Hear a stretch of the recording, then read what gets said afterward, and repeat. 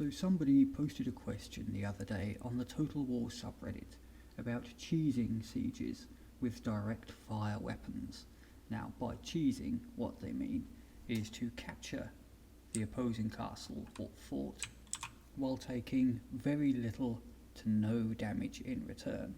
This is quite easy to do with any archery based armies, since they can simply shoot over the walls. However, with direct fire weapons, you do need to be a little bit more careful, but it's still entirely possible. And I'm going to demonstrate this using 3 different armies. I'm going to have Skaven, both early game and mid game, Dwarfs, again both early and mid game, and then finally Lizardmen. As you can see here, I'm using good old Ikit Claw, possibly the most overpowered faction leader available to Skaven, although a couple of the more recent additions are also quite good. And the only units he'll be using are his catapults and his Ratling guns, which are, as everyone knows, direct fire. So I'll just hit play. Pretty simple to begin with. Ikit just dances around, gets the fort tower to attack him, while the catapults bring it down. I'll just speed it up a bit here, because there's not a lot really interesting going on. Just dodging around, and then once that tower is gone, the catapults will then smash that wall to pieces. Come around for a slightly better view. It's really pretty simple. Once the wall is breached, Ratling guns move up into the gap, Ikit moves forward to tank, and the Ratling guns shoot things. Now obviously Skaven have very powerful magic and very powerful weapons, which makes this entire thing much easier to do. They've also got some mortars at the back there, so I won't bother going over to have a look, but I'm using Menace Below to take those out to prevent them from hitting me. Ikit Claw doing an absolute number on them before the Ratling guns even turn up. Obviously, what also makes it easier for Ikit, in addition to his spell casting, he has the second wind serum, so every time he casts a spell he does heal. And the catapults are also just doing a little bit more damage up there, but essentially all it comes down to is every time they charge in, Ratling guns shoot them, Ikit tanks whatever they attempt to attack him with, and you end up taking very minimal amount of damage. Should we run? Flee?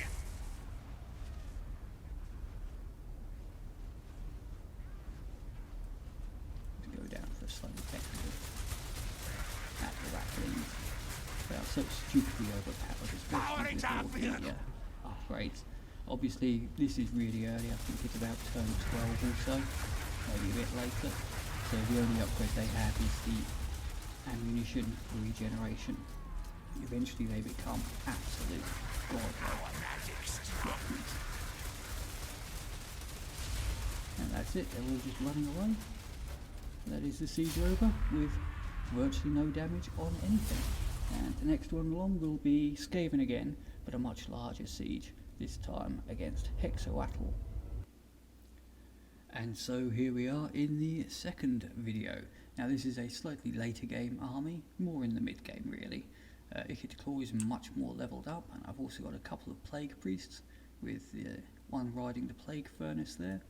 A larger army overall, but the strategy is essentially the same. This is Hexawatl, which is the capital of Mazdamundi's faction, and he has a full stack guarding it, in addition to the garrison defenders themselves. So this is much more of a challenge to try to take with minimal damage. Once again, Ikit Claw, just dancing around back and forth while the catapults do their thing, just taking that out. It is important to notice, of course, that they are completely out of the range of this tower. It's not even manned, but if it was manned, the arc would only be around there, so they wouldn't be able to hit any of my forces. Now the tower's down, time to just smash a hole in the wall. or actually multiple holes in the wall, and then bring some lads through. Plague priests now moving down. The plague, I can't remember what they're called now. The plague engines have a mortis tower effect, so they will do constant damage if they are in melee, but I don't generally use them for that. They're basically just being used as transports. But they're slowly making their way down. Now I have 2 breaches in the walls, and pretty soon the Ratling guns will be in position. Ikit will come in and we will proceed basically the same as the last one, just taking a little bit longer because obviously there are far more troops and dinosaurs are a lot harder to kill than the men of the Empire. My in-game sound does seem to be extraordinarily quiet for some reason.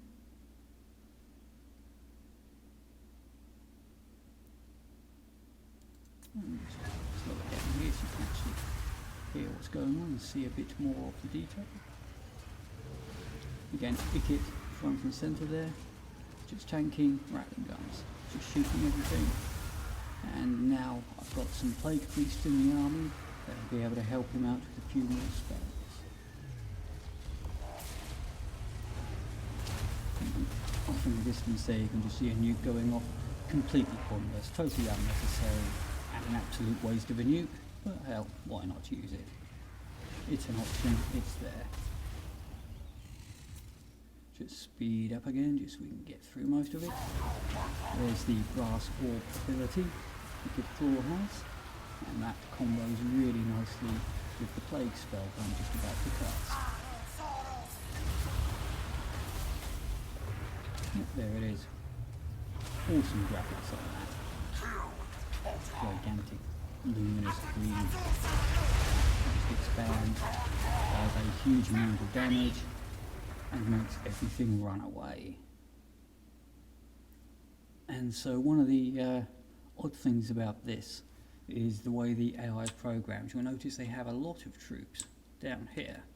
They're programmed to always keep troops defending the capture point and the gates, so they will just slowly feed units in here, trickle them in 1 or 2 at a time, while ensuring that they keep plenty of forces there just in case I try to sneak someone around the back to capture the control points, which of course I'm not actually going to do.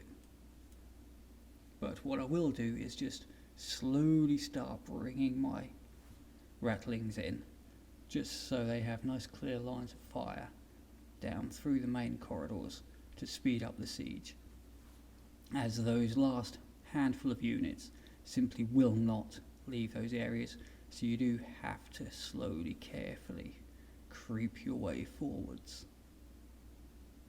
As you can see, the rest of the army very much just cheerleading at this point. They don't really achieve a great deal. They're quite useful in an open field, but for sieges, all you really need is Ikit and a single unit of Ratling guns. You can speed it up by using multiple units and by using spells from the plague priests. But really just Ikit, the Ratling guns, and a couple of catapults are enough to complete almost any siege in the game. And I think they're starting to run out of things to trickle at me, so I'm going to have to encourage them to head towards me.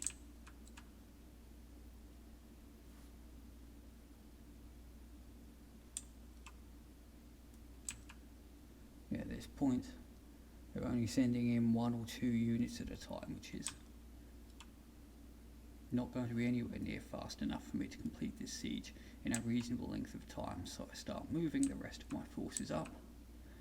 Again, I say rest of the forces, it's really just Ratling guns. The Gisales and the other supporting pieces still remain at the back there, safely out of harm's way. So now Ikit has moved up, and the Ratling guns are slowly going to take position, but so they can fire down this corridor here, and I will end up with another one facing that way in case they send anyone down here. Unfortunately, the plague priest does take quite a bit of friendly fire damage. over the course of the next few minutes. But it'll be fine. The sheer volume of firepower there is ridiculous. Yes, victory is very much in our grasp.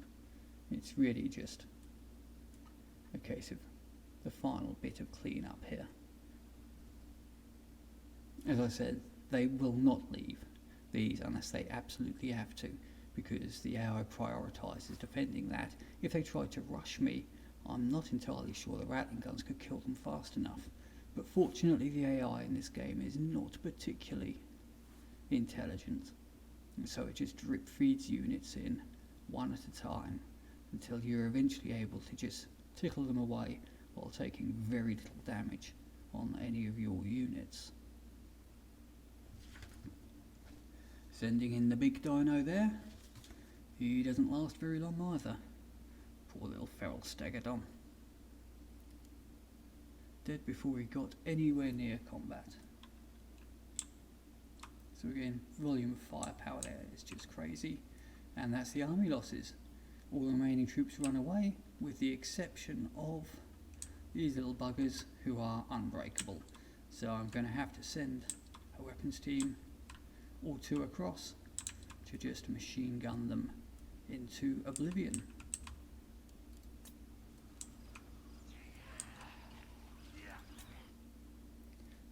Just creeping forward. Don't want to get too close to them after all. Prepare! Fire again!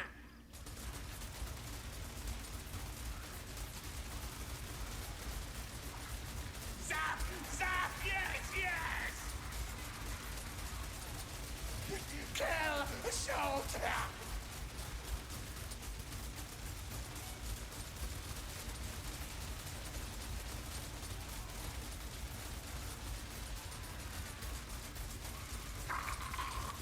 Fire! Shoot!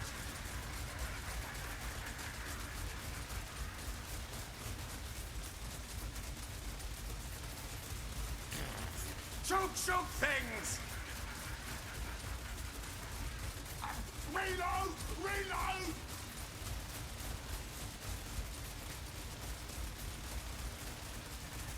Recharge! Reload! And there you have it. That is the Battle of Hexoatl. I did lose 2 Ratlings. There must have been a bit of friendly fire damage there somewhere, unfortunately. But as you can see, pretty much a clean sweep. He did take quite a bit of friendly fire damage, but again, they're Skaven, they're used to it. And the next video will be some Dwarfs. And here we have the dwarf equivalent of the Skaven siege. Here we have Gromvindal again doing the distraction dance, while the catapults at the back there destroy the tower. Now dwarves, unlike Skaven, do not get access to self-healing until much later in the game, and they also don't get any real offensive magic. You get a few spell-like abilities from runesmiths, but nowhere near the level of damage output that Skaven can get. However, they do have indirect fire weapons in the form of quarrelers, which will eventually be used once they get in there, and the only early game direct fire weapons are mighty iron drakes. Towards the mid game they get handguns with their thunderers, but this battle took place on, I don't know, turn 12 or 13 or so I didn't have access to thunderers at that point. I'm just going to speed everything up here. Tower is down, and now the catapults will blow a hole in this wall here. As you can see, defense wise, there's about a stack or so of orcs and goblins sitting around. They won't last particularly long. So there's the breach, and as before, Gromvindal will come running in a melee, and the iron drakes will just line up just around here, just so they can shoot in. The same, that's where I had the Ratling guns, and it's where pretty much all direct fire weapons sit. Obviously, if I had multiple units of iron drakes or thunderers, I would make more breaches in walls, so we could do this much faster, but as it is, we're just going to have to do this rather slowly, but it will be sped up somewhat by the quarrelers with their crossbows using arcing fire. It takes a little while for the drakes to set up, but once they do set up, those flamethrowers absolutely rinse greenskin units. See, Grombendal is just kind of standing there. He'll take a little bit of friendly fire damage. You can see in the background the quarrelers slowly moving into position. Obviously, they will slowly chip away quite a lot of damage over the walls, and they don't need to be firing through breaches in the same way as iron drakes and Ratling guns and hand guns and so on do. Sprints coming from the top, indeed. Crossbow bolts coming in. Looks so good, those flamethrowers. A few orcs are really maybe into melee with them there, but not for very long. They will just slowly feed units across until we get to the point where they take enough casualties that they just run for it en masse. Get out, boys! Left. You can see they've still got quite a few units to come in, but once again they've got units guarding the control points, units guarding the gate. If they were to attempt to swarm through, well, the sheer amount of firepower from these quarrelers would probably ensure that they didn't really get very far. They could certainly do a fair amount of damage to Grombrindal and possibly even make it to the Iron Drakes, but the AI is not programmed to do that. Instead, run in piecemeal and get brutally murdered. So at this point I think I'll just hit the fast forward button again. Oh, poor gobbos. Now, the lack of self-healing abilities and lack of magical attacks makes it a little bit more difficult for dwarves, but it's certainly viable. Now, what I'm just doing here is repositioning a bit. Reason for that is to encourage these guys to actually charge in, because they're a little bit reluctant, as we saw with the lizards. I've accidentally created a second breach here with the catapults, but I won't be taking advantage of that. I'll just slowly move in, keeping the field of fire open for the thunderers there, so they can shoot things as they move in, and these guys can come out and shoot the arrow boys that were sitting at the back, and the other quarrelers just peppering them as they head towards Grombendal and the fire base. Simple but effective.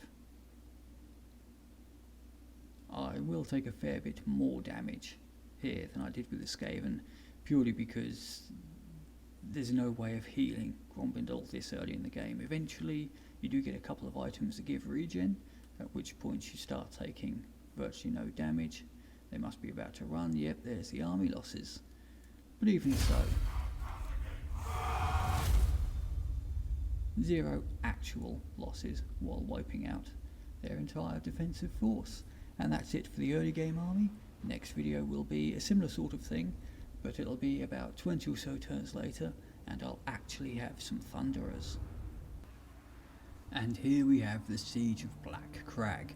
This is Grimgor Ironhide's capital. However, I was able to sneak in when he wasn't looking, so I'm only going up against the garrison defence force without an army situated inside.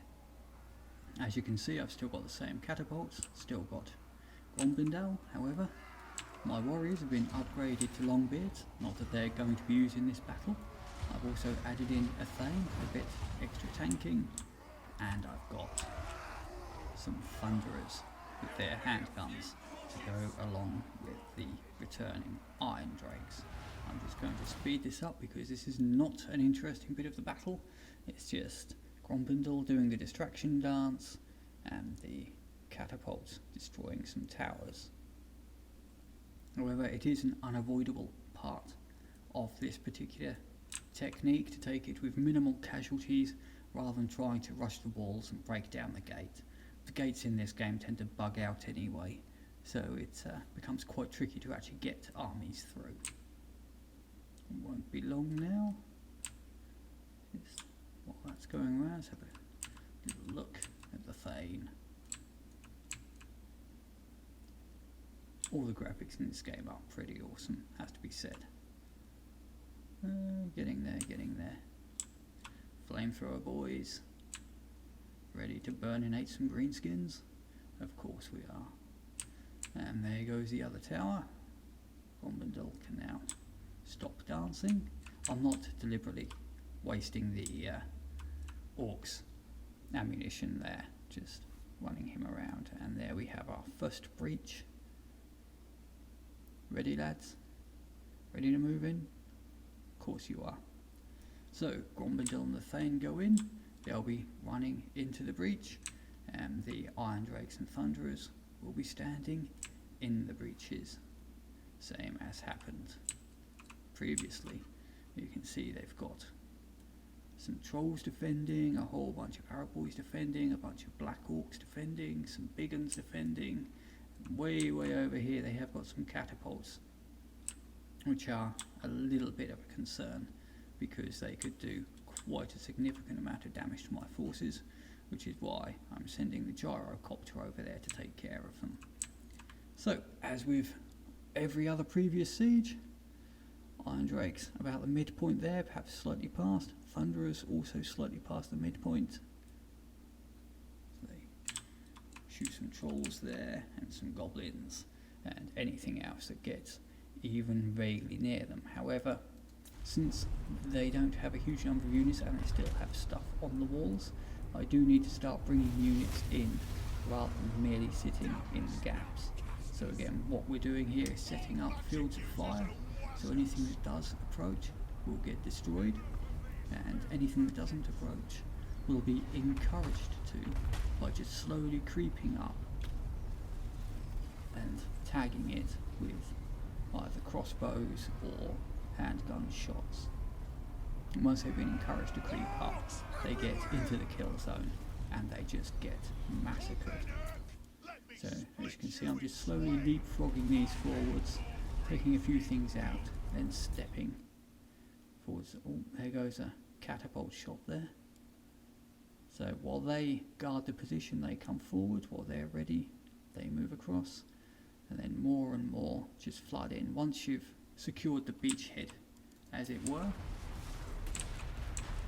you're then free to just move across, and some black orcs coming in, getting the occasional shot from the orc archers up there, but those quarrelers will soon be in position to deal with those. They've got beautiful, beautiful fire lanes. If anything comes close, these guys can take it, but at range, these guys will. And similar setup on the right there in case they try to bring the boar boys or the trolls down there. We've got a couple of units of Thunderers and Lindel himself guarding it. And here we have the Thane tanking while these guys do the killing. My clan court! Absolute brutal. And these orc Arab boys now getting shot to pieces by the quarrelers there. I could have brought my longbeards up to maximum melee, but why bother taking damage if you don't have to? And you can see by the lack of ammunition on my gyrocopters that I've now cleared off those catapults. They're running away, so they're not going to be doing any more damage to us. You can just see these guys getting absolutely annihilated by the Dowie firepower.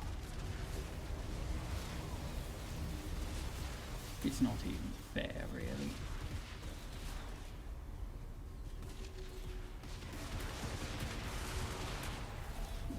Archers are completely cleared now, and their gate holding force is pretty much done with. The only stuff left is, as always, the bits and pieces they've left behind to guard the flag, and the way I deal with those will be pretty much the same as before. I'll just take these units, slowly move them across, take these guys, move them across, bring some more in from the back here, fact, I'll speed it up so you can see it rather than have it explained to you. The crossbows are providing covering fire while they move up, and these guys will move up just in case they decide to bring someone down there. And we just slowly creep forwards, ensuring that we maintain overlapping fields of fire just in case they try anything sneaky. So these lads are all in position here, these guys in position here, these guys will be able to shoot across, these guys will be able to shoot straight down. And that is pretty much the end of the siege.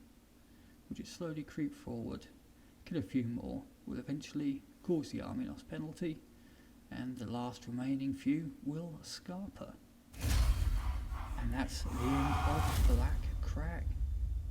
As you can see, I did take a few losses because they had some catapults that were running, but pretty minimal casualties overall, and Black Crag is mine.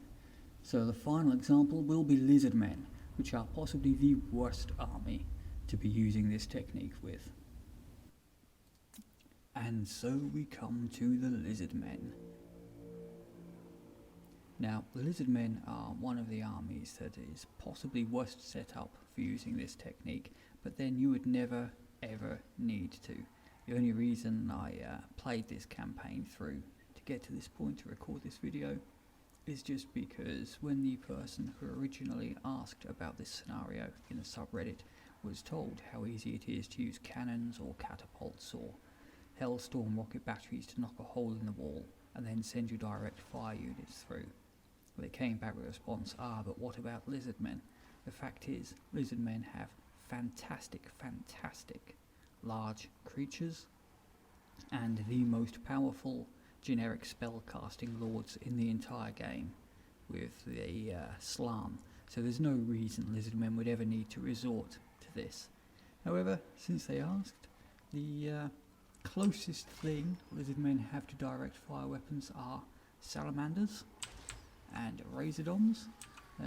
For the purposes of this video, I grabbed a few units of Salamanders, 6 of one, half a dozen of the other really. They're both pretty bad. Well, they're not bad, but there's no reason you would ever take them when instead you could just take more gigantic, scary dinosaurs. So I'm playing as Itza. I've got Gorok up the front doing the distraction dance. I've got a Saurus Scarvet hero, not high enough level to be on Carnosaur yet, and a bunch of Stegodons, and of course Lord Croak, everyone's favourite undead frog. I've got 3 Stegodons shooting that tower, 3 shooting that tower, then all 6 will blow a hole in the wall through which the rest of the lizards can advance. In fact, I'll just speed the game up a bit here. So the reason I don't really rate Lizardmen for this is because the Salamanders and Razordons are quite large when you see them compared to a regular infantry unit like a skink, and they tend to be very unwieldy. It's noticeable on an open battlefield, and it is especially noticeable when attempting to force them through a hole in some castle walls. They are just not good for it. But the only other missile troops that Lizardmen have are skinks, which have very little ammo and pathetic amounts of damage. So I had to resort to using the Salamanders. As I say, you could use Razordons instead. There's not really much to choose from. I personally, if I'm going to use them, I'll use Salamanders just because they have AoE explosions. And as you can see, the hero's just charging in here. Realistically, you could take this entire thing just with a couple of spells. In fact, you don't even need that because Gorok and the Scarvet is so ridiculously tough. But, as seen before, there's a breach. Salamanders, because they're so large and unwieldy, you can only get a couple into the breach, which is kind of tragic, but it's also why I would never recommend using these. But the hero's tank, shots come in, and it's not as effective as the Skaven or the Dwarfs or the Empire, but it does work. And of course, I will eventually speed this up. Especially I'll bring Lord Crag into cast a few spells, because, as I said, there's just no reason you would ever actually do this in a real game, unless for some reason you were determined to handicap yourself by using these rather poor units, when instead you could just have more gigantic dinosaurs. So let's just speed this up. They will slowly feed in a few units. Salamanders will shoot. So I'm bringing in more and more units just to try to up the DPS, but ultimately they're not great for this. I mean, there's no situation where they are particularly great. See, Croakers joined the fight. Some magic coming in makes this a lot faster. I mean, you could take virtually any siege in the game just with magic. With Lizardmen, you don't need to knock holes in walls, you don't need to have firepower support. All you need is a few giant dinosaurs and a big fat frog. But, as with previous examples, I've secured the beachhead, slowly bringing in more missile units. Lord and Hero out front the tank. The Scarvet, just in case they decide to sneak something down, but they're not massively likely to. Croakers in now, throwing out a few more spells. Let's just get this over and done with, and that's it. They all crumble and disappear. So, in a way the easiest because of the damage put out by Lord Crag. In a way also the hardest because if you weren't using magic, the lizards would definitely struggle. But then, the lizards have magic. They don't need to struggle. And that is that. Again, you could also use this technique with the Empire, but I can't really be bothered loading up an Empire campaign and playing it through. They're essentially midway between Skaven and Dwarfs.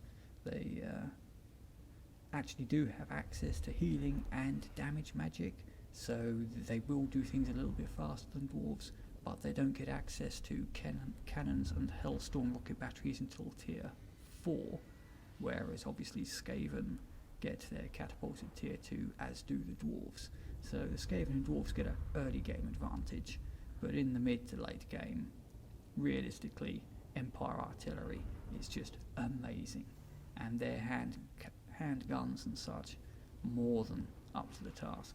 So that's it for this video. This is how to easily cheese a siege with direct fire.